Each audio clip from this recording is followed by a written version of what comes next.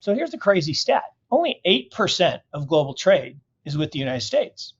Yet Yeah, up until the last couple of years, 60% of transactions were priced in dollars.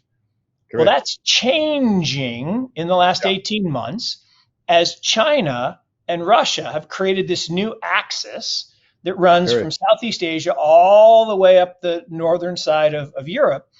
And they are now transacting not in dollars. They're not selling Russian oil to China for dollars. They're doing it in renminbi and ruble. And that breakdown of the petrodollar system is, I think, why you're seeing this jumping from ship to ship is anyone who issued debt in dollars in a foreign currency is like, oh my God, I'm toast. So their currencies are collapsing. And you've seen that with the peso and the bolivar and the lira and all these things just get absolutely annihilated. Well, now you're seeing the yen and the euro get annihilated. Well, wait a minute, those are real currencies. If the bolivar goes away, no one, well, people in Venezuela care, but most people in America couldn't even point out Venezuela on a map. Yeah, So you got this really interesting dynamic that the financial system is on fire, for yeah, sure. Love the analogy.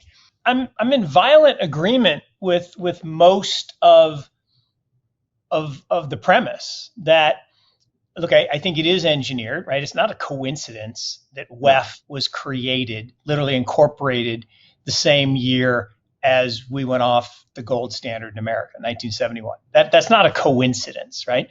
Yeah. And so it's never coincidental that the elite families of the world tend to show up in the same places, right? They show up in central bank boards. They show up as board members of major corporations around the world. I haven't verified this, but I read, and again, a lot of stuff you see now is fake, which is part of the problem of living in a modern society is people can create fake stuff. But it sounds true, and maybe it is true. But someone told me that the person who owns the patent for PCR tests is a Rothschild. Rich. Has never worked in any way, Exactly. right? Whether it's And it's minimum most of us. wage, rent control, any form of price It's fixing communist.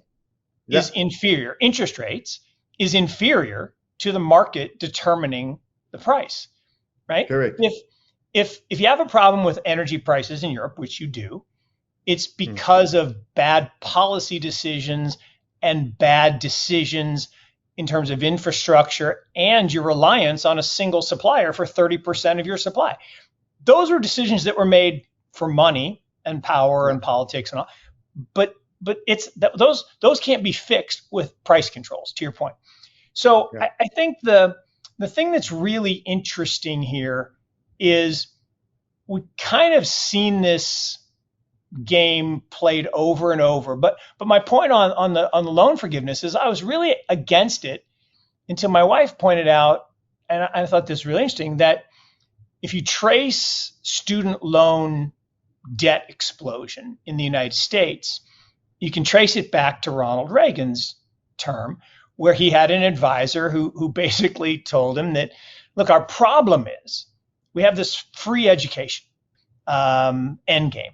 And it was the big picture of the swirling cyclone cloud, and the whole thing was.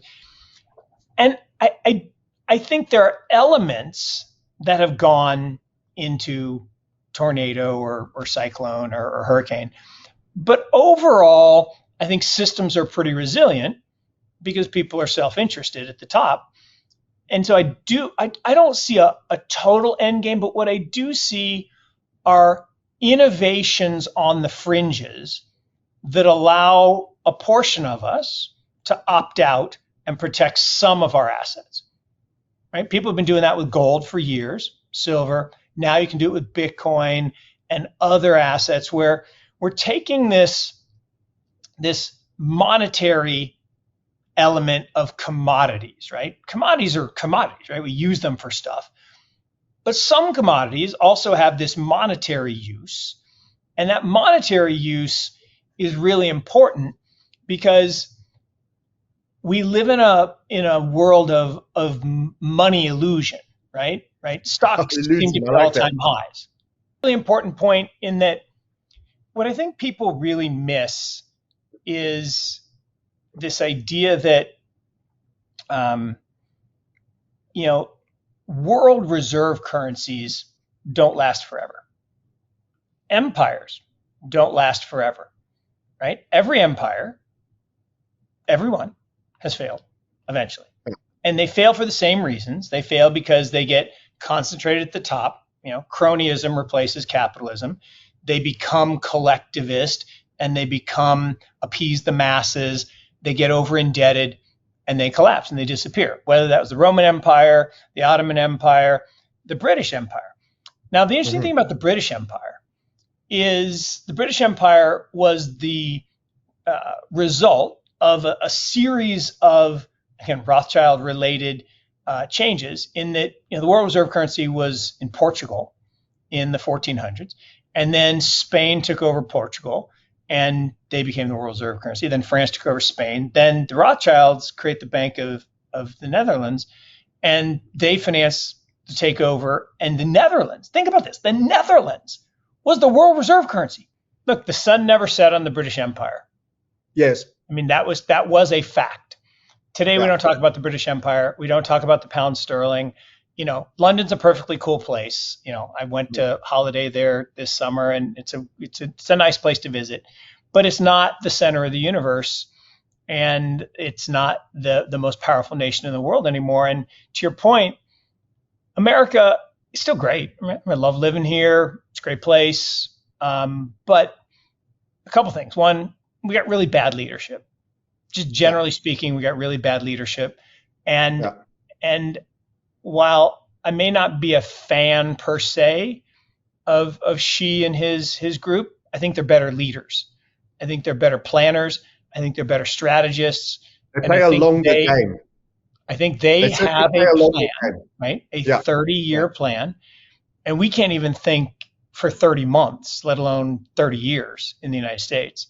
So they're being proactive. The rest of us are being reactive. And I think that's why you see this constant, back to our original conversation, it's this race to the bottom, right? It's who can devalue their currency the most to make their current incumbent leaders feel the most powerful. It's not even a vaccine, right? And no, it's not a vaccine, right? Yeah. And that's just fact, right? You're an anti-vax. I'm not an anti-vaxxer, right? I believe in real vaccines, right? You take an attenuated virus and you put it in a vaccine form, and I'll take it, right? That's great. You wanna cure, stop me from getting polio or chickenpox? No problem, because those can be vaccinated against. What you can't vaccinate against is a cold virus, a flu virus that mutates. And we've known that for years, yet they still have flu vaccines, which, again, they don't work. They have about 20% efficacy because you're guessing as to what mutation you're going to put in. So this is worse than that, right? This isn't even an attenuated virus. This is a novel therapeutic, untested in humans up until the EUA mandate, EUA, emergency use authorization. And the reason it was never injected into humans before that is because it was killing the animals. So that's a whole nother story for another day. But it's not a vaccine. And the thing about it is, look, could it